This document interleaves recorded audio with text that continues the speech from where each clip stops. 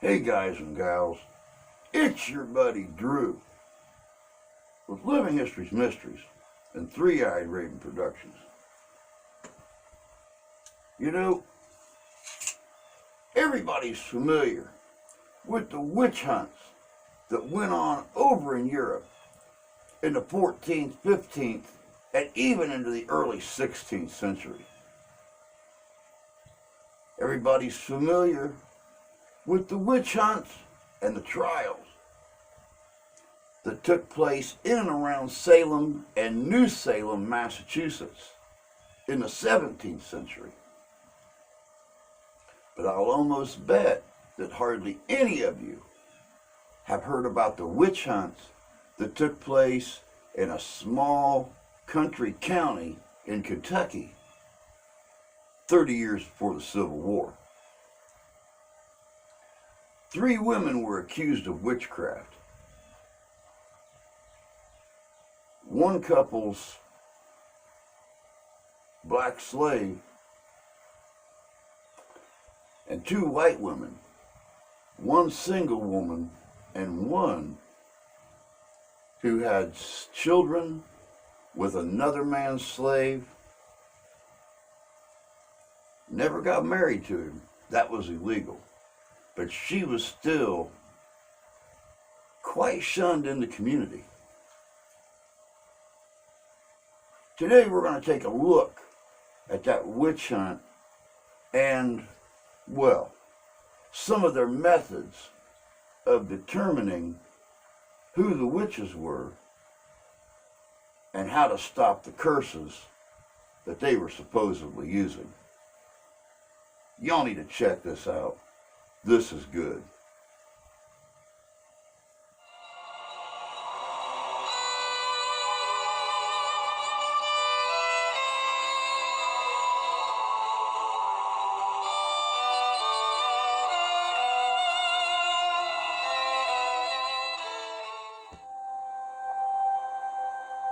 1850, in Harlan County, Kentucky, 3 women were accused of using witchcraft to harm the elderly William and Susanna Turner. A cunning man seems to have been able to lift the curses, using witch bullets to make the 3 accused women reveal their perceived malicious intentions. William Turner and his wife Susanna Bailey Turner were slave owners that lived on a huge farm in Clover Fort, Kentucky in the mid-19th century. Their eldest son, James Turner, married Tennessee-born Elizabeth Clay Turner. William gifted his son a couple hundred acres, and James and Elizabeth started their own family. Their son, James Britton Turner, known as Jim, was 13 years old in 1850 when the accusations of witchcraft were circulating. The perceived witchcraft began with the mysterious paralysis of the elderly William and Susanna Turner. Though not initially connected to black magic, the so-called curse seemed to spread when the couple's cattle began suddenly dying without explanation. It's not recorded how many of the cattle died, but since this would have an impact on the couple's finances, the cattle were opened up to determine cause of death. What was found inside, an assumed telltale sign of witchcraft. There were small balls of hair inside of the cattle, but no outward sign of any kind of wound or trauma. These have been called witch bullets. The Journal of American Folklore explains that practitioners of the dark arts kill cattle by shooting them with balls of hair, and examines these artifacts further by describing how an accused witch would create them, saying that a small bunch of hair from a horse or cow is rolled between the 2 hands into a small round ball of wax. They are then used as mystical bullets that can carry a supposed curse. Soon, it wasn't just cattle that were dying. Horses, hogs, and even dogs were also targets, and found with these hairballs inside of them. And it wasn't just happening to William and Susanna any longer. In fact, the majority of livestock deaths began occurring to their neighbors, seemingly following one of the couple's daughters. Sally Turner had married Walter Thomas Middleton II, and they were raising a family on their prosperous farm adjacent to her parents' farm. The couple owned slaves as well. However, this family would later become known as unreliable narrators. Soon, Witch bullets were being carried by community members. Even though they were considered a way for hexes to be delivered, finding one and carrying it on your person was supposed to protect the carrier from malignant spells and bring luck.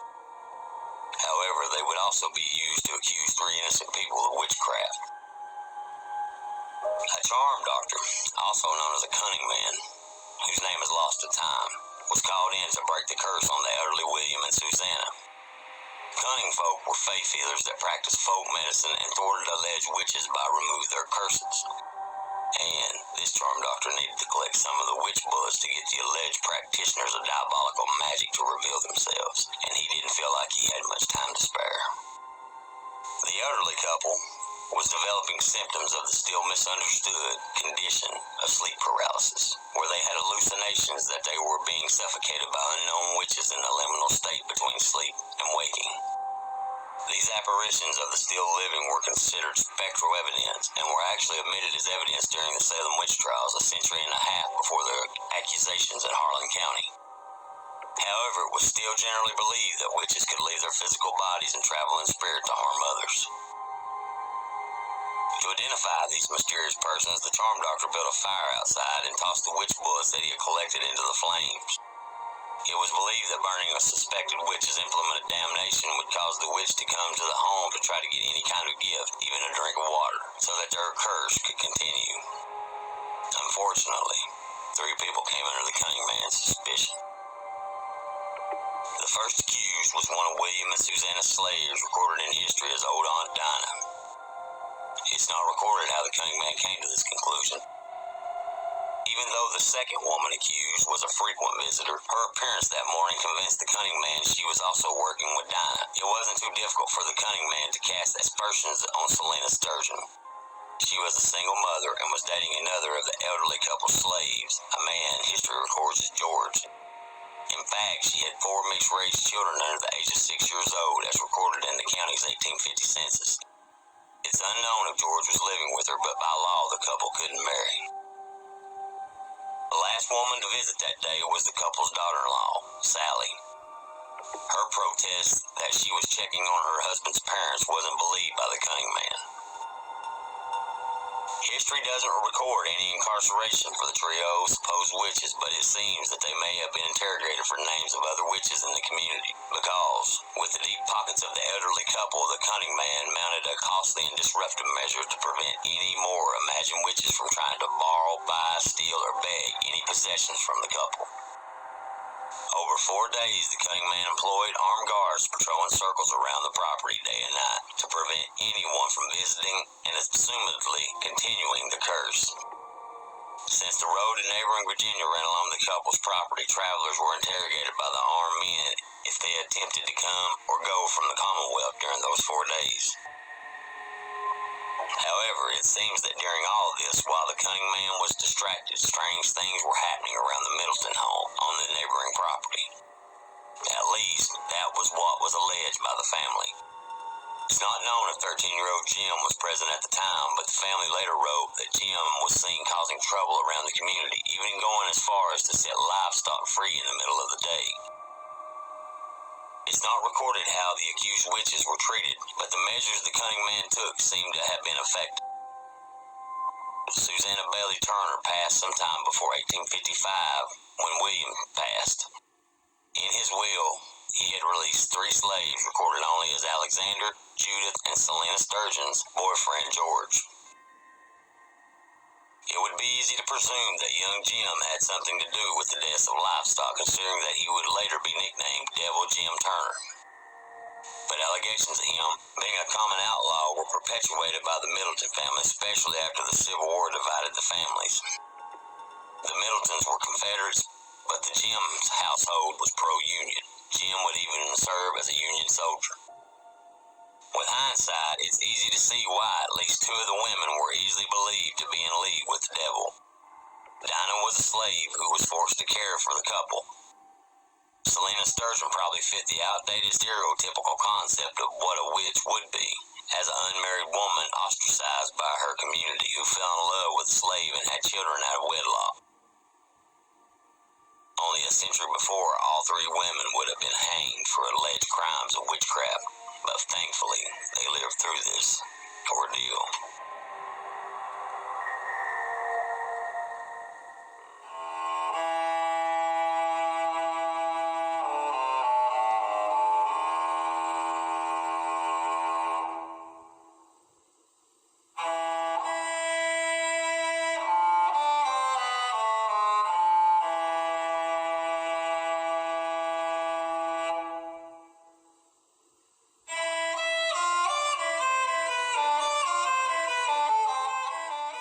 Welcome back. I'd like to personally thank Justin Guest for telling us the story of the witch hunt down in Kentucky. It's an interesting story and not a lot of people know it. Was it just old age that was affecting that couple? What was affecting the livestock? Why were these witch bullets found inside the livestock that had perished? Were they planted there just to point the finger at somebody? When they examined these animals' bodies and they pulled these witch bullets out, was it a little sleight of hand? Who knows? That fact is completely lost in history. But nobody lost their lives. There was no trial held. And like I said, was it just an elderly couple who was slowly approaching their end of days? And folks just couldn't understand. So they had to come up with an excuse, and they had to point a finger at someone for wrongdoing. Again, lost in history.